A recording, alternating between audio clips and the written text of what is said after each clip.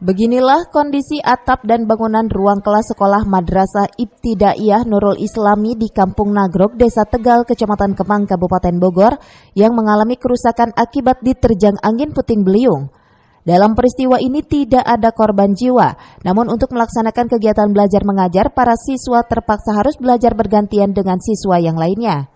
Hujan deras yang disertai angin kencang yang melanda wilayah Kabupaten Bogor sejak Jumat sore kemarin menyebabkan atap dan ruang kelas sekolah rusak.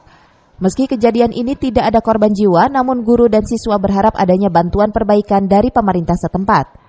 Isroh Maimunah, salah satu guru MI, mengatakan hujan deras disertai angin kencang menyebabkan kerusakan di bagian atap sekolah dan plafon ruang kelas.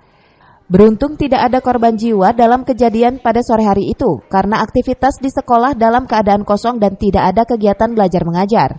Bangunan sekolah MI yang terdampak bencana puting beliung itu dibangun sejak tahun 90-an dan kondisinya sekarang memprihatinkan. Hingga saat ini belum pernah mendapat bantuan perbaikan dari Pemkab Bogor, Pemprov maupun pemerintah pusat.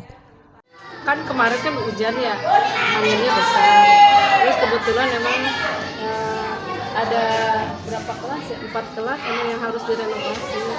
Kita kan belum dapat bantuan dari pemerintah. Masih menunggu. Akhirnya kemarin pas hujan sama angin kencang itu ambruk. Untungnya anak-anak itu lagi udah pulang, maksudnya itu sore hari kejadiannya.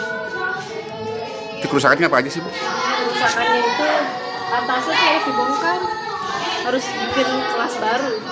Harus dibongkar, dirombak, dibangun lagi bangunan yang baru. Karena kan bangunannya udah lama.